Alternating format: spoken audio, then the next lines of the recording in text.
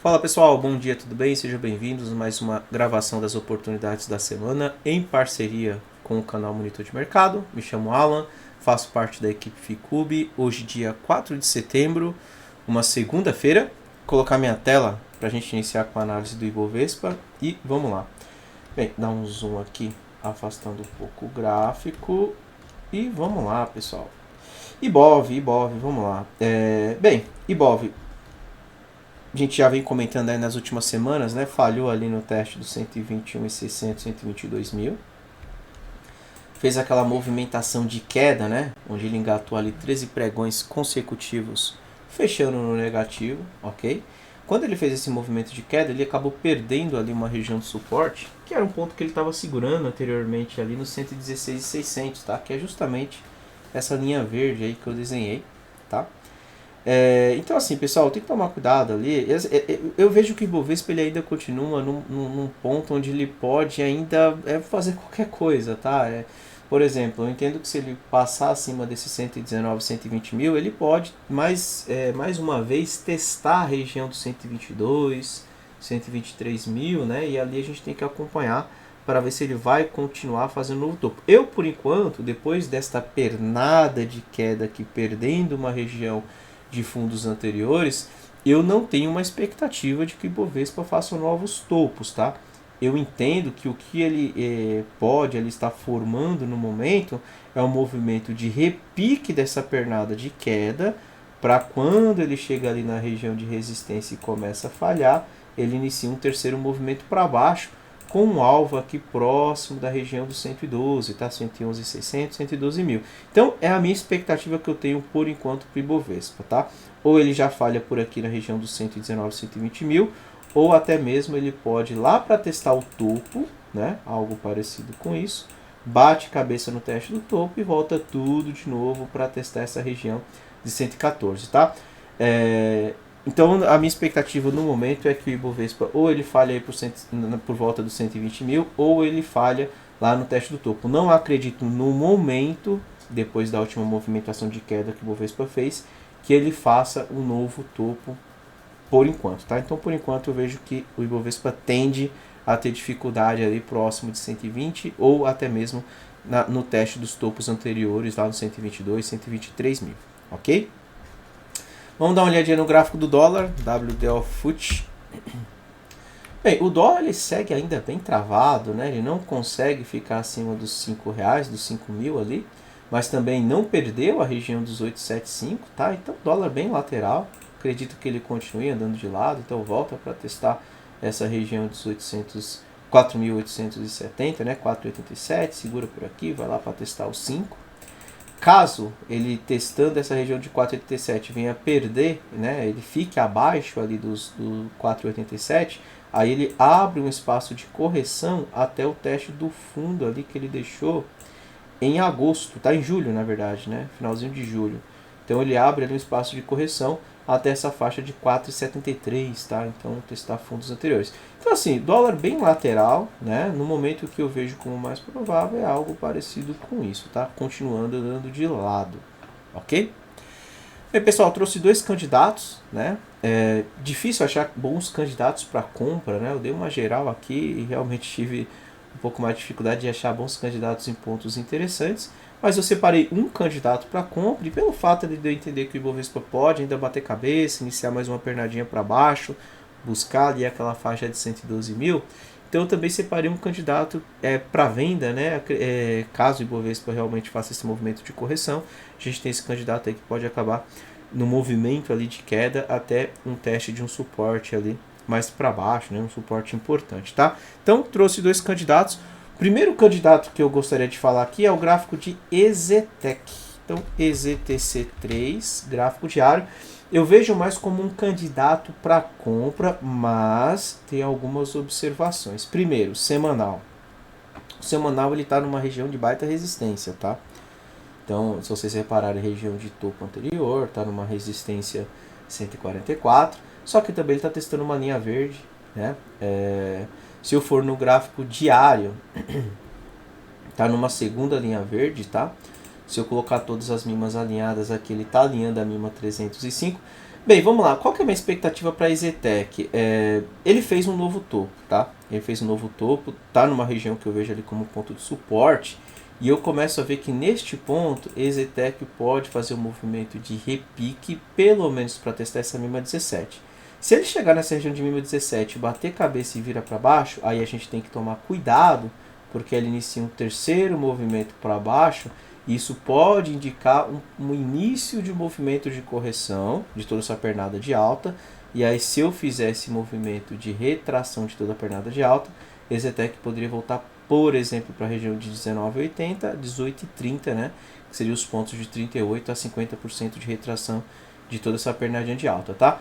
Então, assim, é difícil achar bons candidatos para compra, conforme eu disse.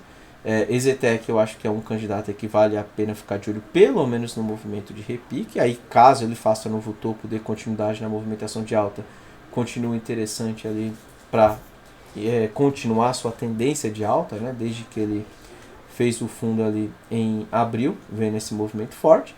Então eu entendo que a EZTEC está no ponto que pode sim ter um movimento de repique, mas teria bastante cuidado quando chega ali próximo dos R$24, que eu entendo ser um ponto de bastante resistência, que ele pode acabar falhando por ali e iniciando mais uma pernada de baixa, tá? E agora um candidato que eu vejo ali mais com o olhar da venda, né? Pensando mais numa possibilidade, no movimento de queda, que é o gráfico de Agro 3.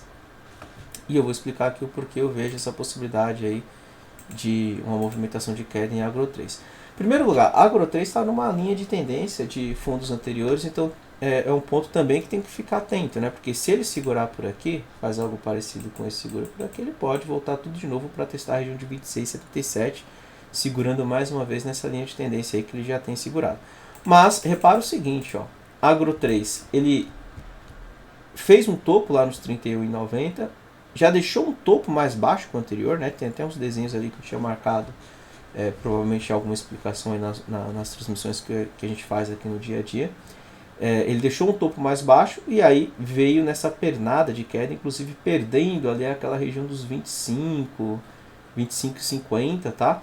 E aí, após ter feito essa pernada de baixa, fez um movimento de repique, bateu cabeça na mínima 34 e eu tô vendo ali que ele tá formando ali provavelmente, né? Isso aqui pode ser um pivôzinho de baixa, e se ele perder a linha de tendência, perder essa região dos 22,30, ele abre um espaço de correção até a faixa dos 18,50, R$19, tá? Então eu vejo sim a possibilidade de Agro 3 iniciar, né? Dar continuidade em mais uma pernada de queda e buscar os próximos suportes. Mas, como mercado a gente tem sempre que ir acompanhando os pontos, né?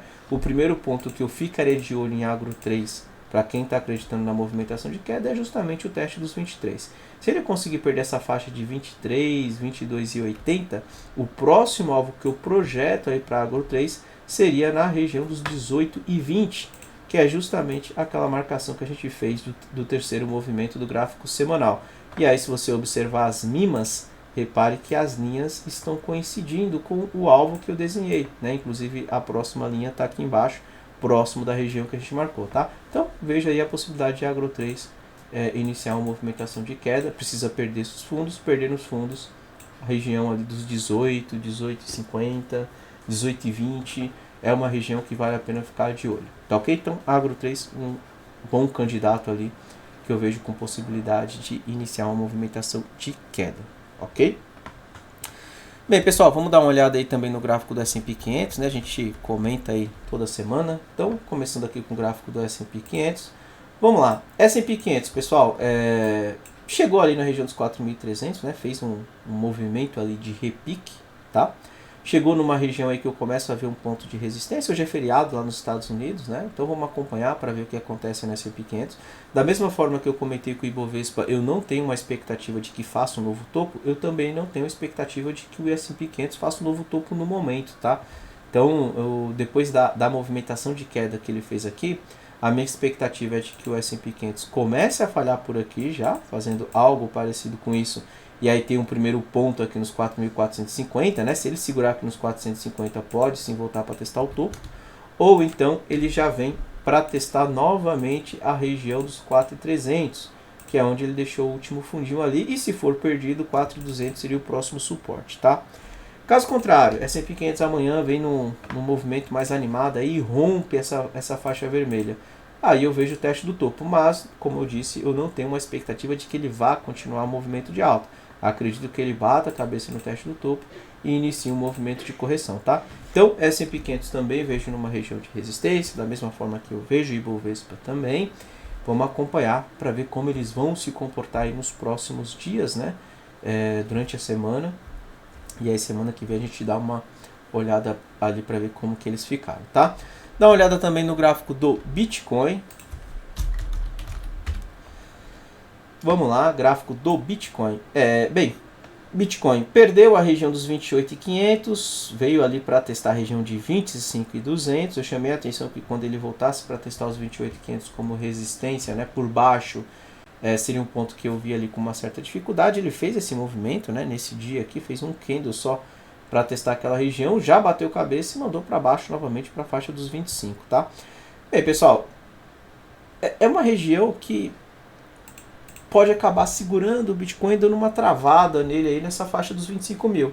Mas eu não tenho, depois que o Bitcoin perdeu ali os 28.500, eu não tenho uma expectativa, por exemplo, de um movimento de alta, de um movimento de compra, tá? Eu ainda acredito que o Bitcoin ele pode sim perder essa região dos 25 mil e buscar a faixa dos 20 mil, tá? Então eu tenho uma expectativa do Bitcoin testar ainda essa região de 20 mil como um suporte. É claro, é uma região de fundos anteriores, é uma região suporte, por isso está marcado em verde. Então, se ele não perder agora de primeira essa região, ele pode voltar para testar mais uma vez os 28. Bate cabeça por ali, volta para testar novamente os 25, e aí se perder, 20 mil.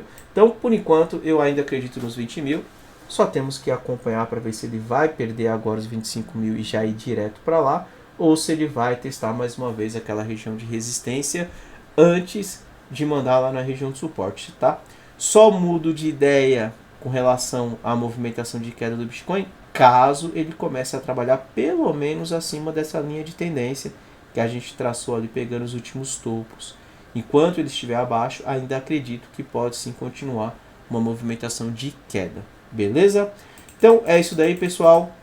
Vou encerrando por aqui. Desejo para todo mundo uma excelente semana e semana que vem voltaremos com mais uma gravação das oportunidades da semana em parceria com o canal Monitor de Mercado, pessoal. Um abraço, até semana que vem. Tchau, tchau.